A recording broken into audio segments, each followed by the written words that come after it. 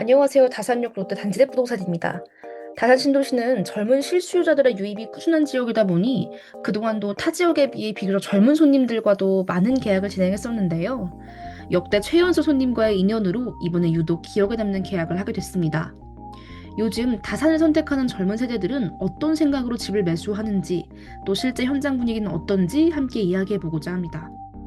아무래도 20대 후반에서 30대 초반의 신혼부부들은 84 타입보다는 74 타입을 먼저 고려하시는 경우가 많습니다.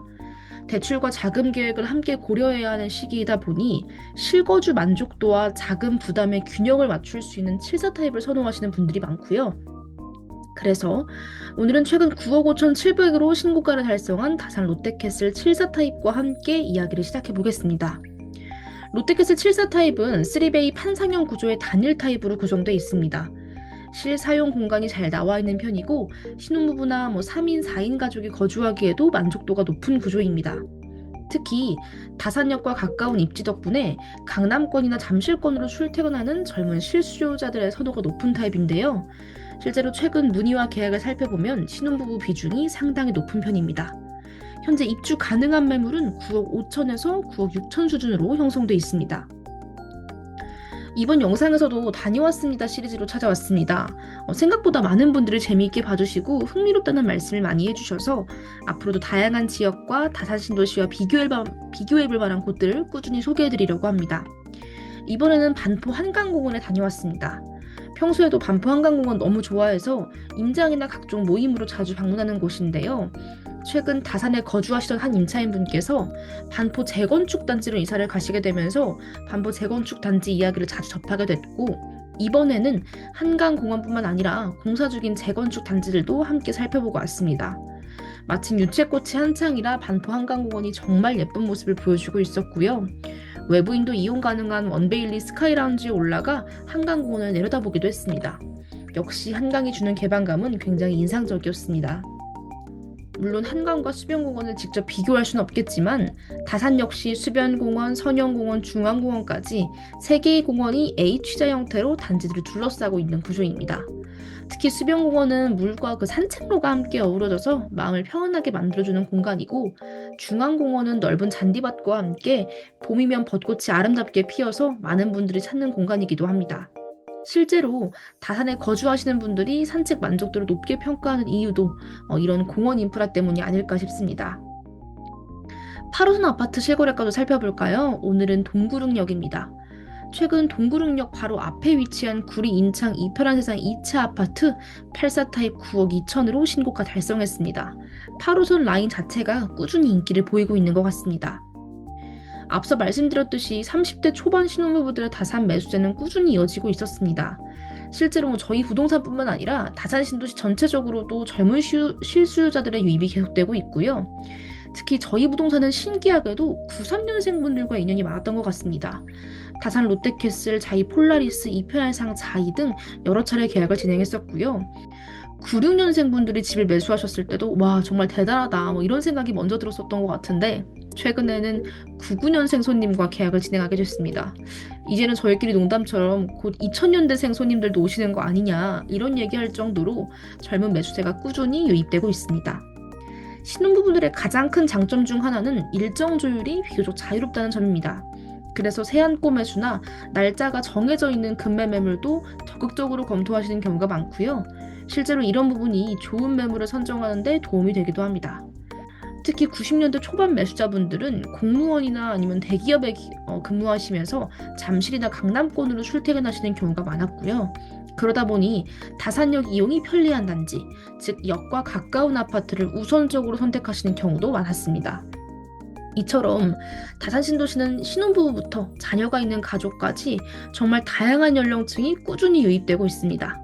앞으로도 현장에서 직접 느끼는 생생한 분위기 계속 전달드리겠습니다.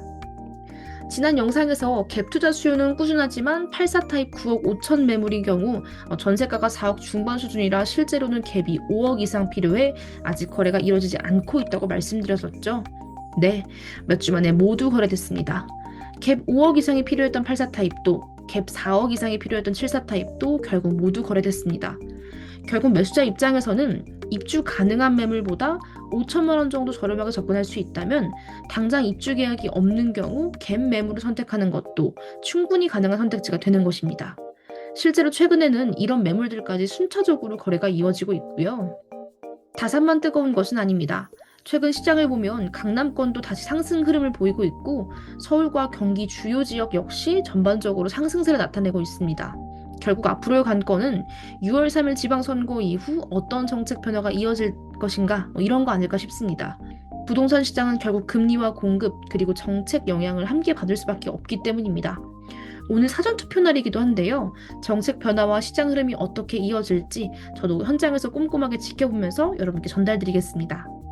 KBC도 살펴볼까요? 모두 빨간불입니다. 지난 영상에서 말씀드렸듯이 지금 지구도 모두 빨간불 상승입니다. 그럼 매매 실거래가 등록 예정인 내역도 살펴볼까요? 이편의 상자의 입주 가능한 7사 타입 신고가 9억 7천 달성 예정입니다. 롯데캐슬 세안고 9억으로 2건 거래됐고요.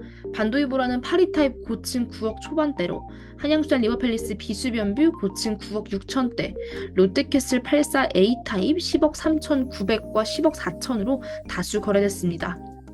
그 외 타워형도 세안고 9억 5천에서 6천 거래가 있었고요. 이편 상자의 84B 타입 저희 단지대 부동산 통해 9억 8천 호가 그대로 거래된 건 있었고 유천아이들 골든뷰도 10억 8천 거래 있었습니다. 실거래 내역도 살펴볼까요? 이편한자의 5구 타입 9억 신고가, 힐스테이트 66 타입 9억 4,500까지 실거래됐습니다. 이편한상 자이 폴라리스, 이편한세상 롯데캐슬 실거래도 살펴볼까요? 자이 폴라리스는 아직 5월 실거래가 없지만 매물이 없어서 거래가 이루어지지 않고 있다고 생각하시면 될 것 같습니다. 지난번에 말씀드린 내역이었죠. 이편한상 74 타입 세안고 8억 8천으로 거래된 건도 소개드립니다.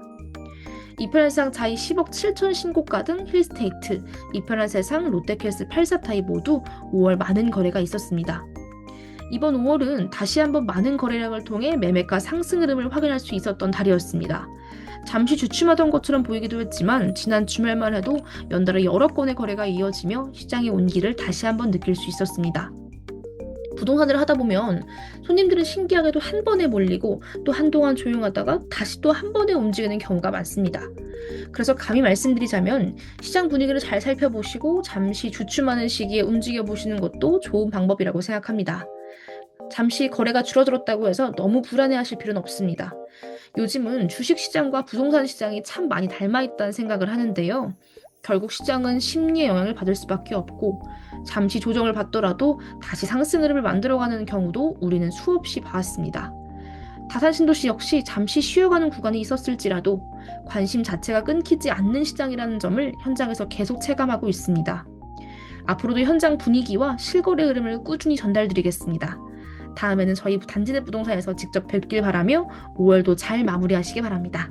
감사합니다.